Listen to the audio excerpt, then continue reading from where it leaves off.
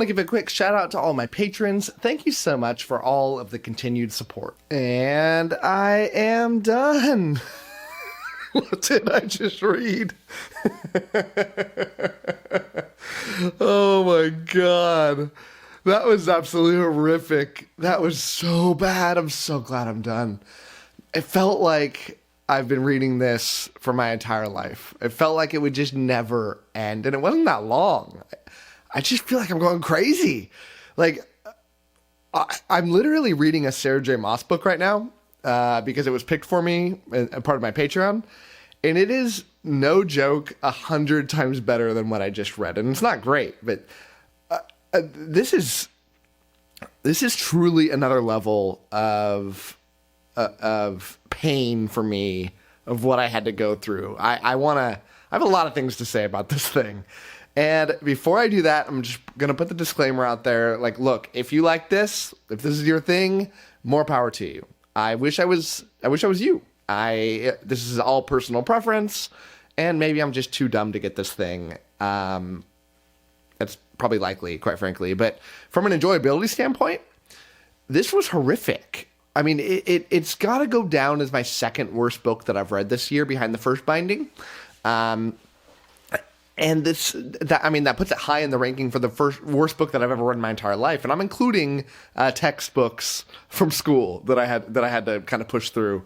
I would choose any textbook basically that I read in school over what I just went through. Honestly, I have so many questions. Like, am I just dumb?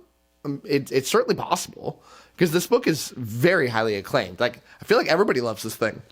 I just can't fathom what there is to like here. I truly don't get it.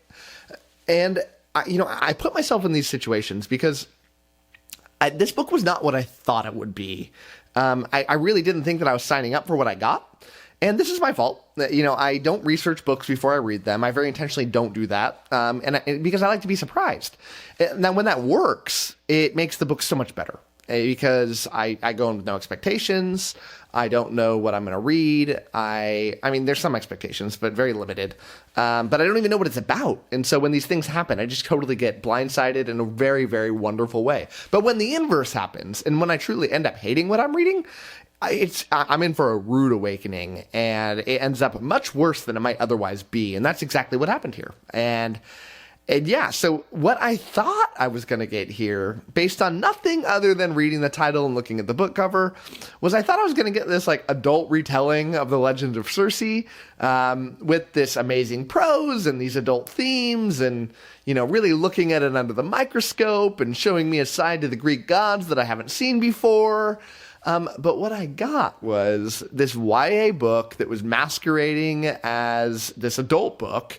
There was essentially like Greek mythology 101 that was a jumbled mess that jumped from character to major mythological character to major mythological character without ever giving the slightest shred of depth to them and teaching me absolutely nothing that I already knew. In fact, infuriated me because the things that I do know, because I've read original sources, was just totally butchered.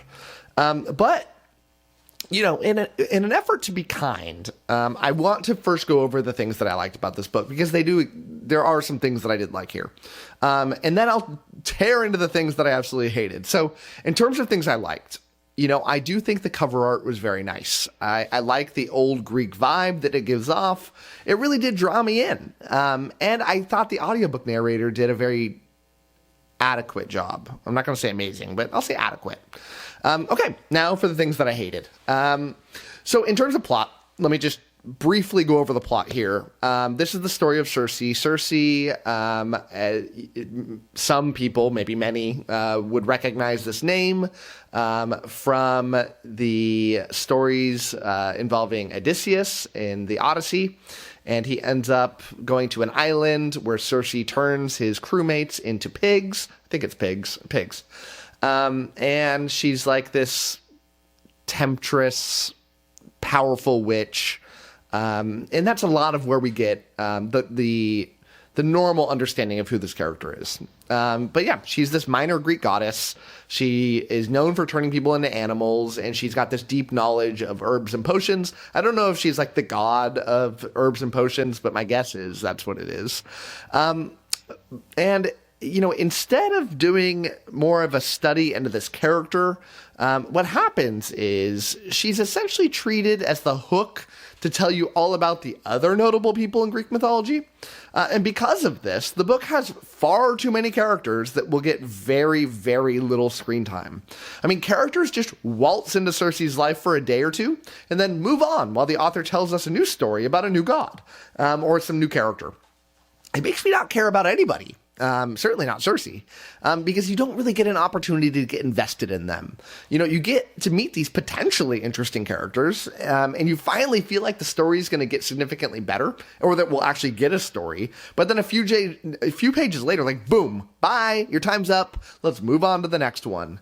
You know the phrase, I hope I get this right, but like, as wide as an ocean, as deep as a puddle? That's exactly what this book is. In fact, I've never read a book that quite more adequately fit that term than that phrase. Because the book's just essentially info dumping you from start to finish. It's as if the author figured that the readers were all dumb and we needed everything explained at the most basic level for us to get any fun out of the story. And, you know, I get that I know more about Greek mythology than the average person. I'm Greek. I was really into it, and I've read a lot of Greek stories. But I don't think that you need to dumb it down that far. I mean, you could know nothing about Greek mythology, and this still makes it feel like you're dumb. It's just, that's all I can really say. I mean, the author also goes into way, way, way too much telling and not showing. It's just describing experiences, but doesn't really ever make you feel them.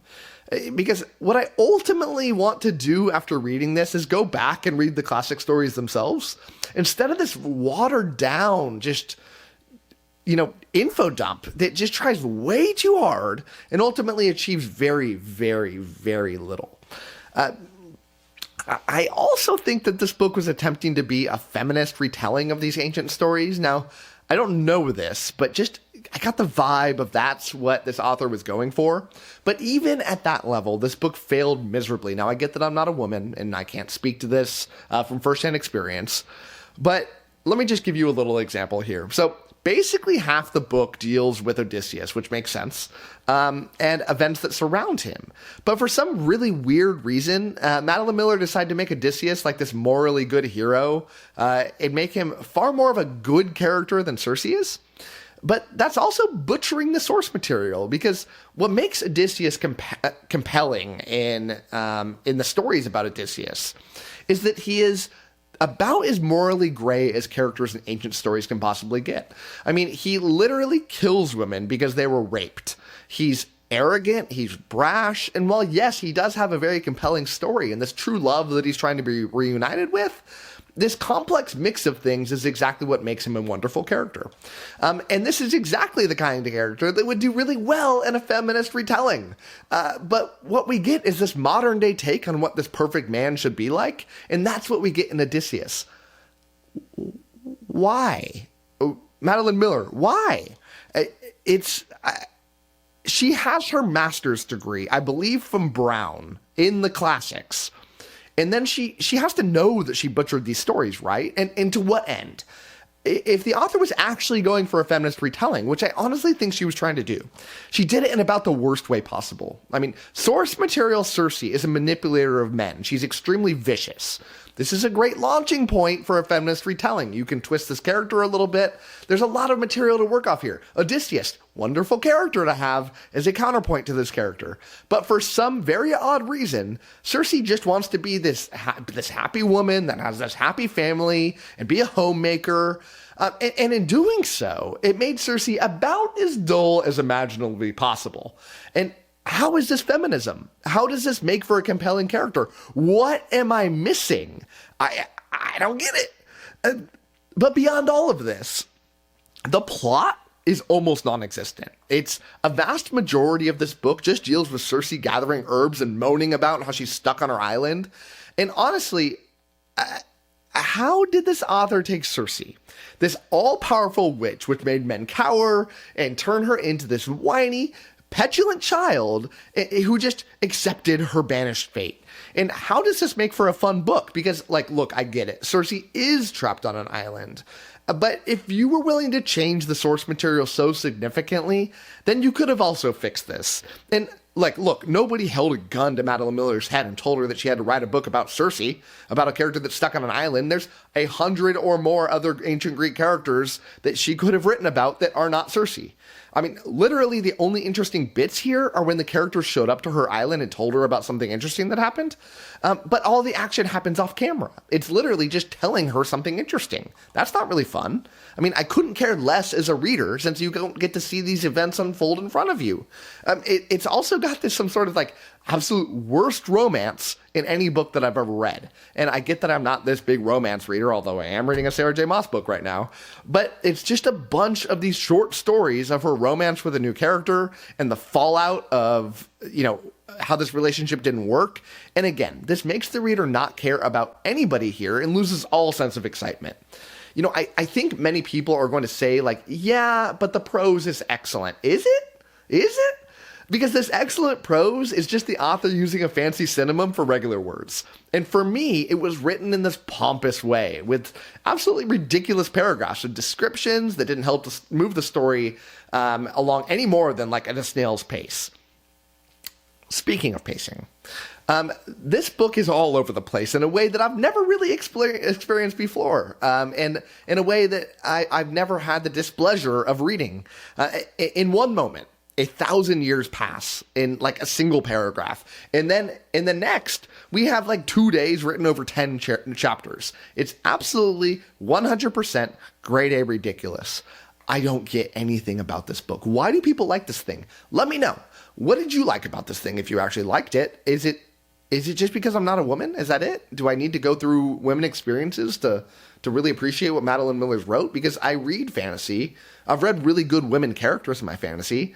If a woman came to me and said, Matt, I want a book that centers around women and, you know, strong women in a more fantasy style book, I could rattle off a bunch of books that have this in them. So I don't think it's because I'm not a woman, but look, I'm not. Maybe it is. Maybe the prose is excellent, you know, and I'm just, you know, totally not understanding that. You know, maybe I'm not getting the deeper themes going on here. I don't think so, though. I don't. I can't fathom why. I'd love to know why people love this thing and why it's so popular. I'm just disappointed. Not reading very good books this month. I'm having a rough month, and this one takes the cake for the worst of the bunch. So, look, I'm not going to keep on ranting. I could go on for a really long time. Maybe you'd enjoy that. I'm getting frustrated. I have another video to make. I want to be done. I want to stop thinking about Circe for the rest of my life. And so I am. So that is it for me. Thank you so much for watching. And as always, happy reading to you. Thanks again to all my patrons, with a special shout out to my Ascendant tier and Librarian tier patrons: Anna G, CJ, Doust, Darren, Gregory, Jonathan, Nathan T, Nev's Book Channel, 𝗓𝗏𝗓, Ron Reich, Russell, Ryan L, Sydney Baker, Tay C, Tahir, Anna, Andra, Blair, Brock, Evan, Fanixan, Harry B, Joe, Cat Mick, Michael Sugarman, Sky, TW57, Wacky, and Zion. Thanks for sticking to the end of this video, and if you want to watch some more content from my channel, click over here and I've got some good videos for you. Thanks so much.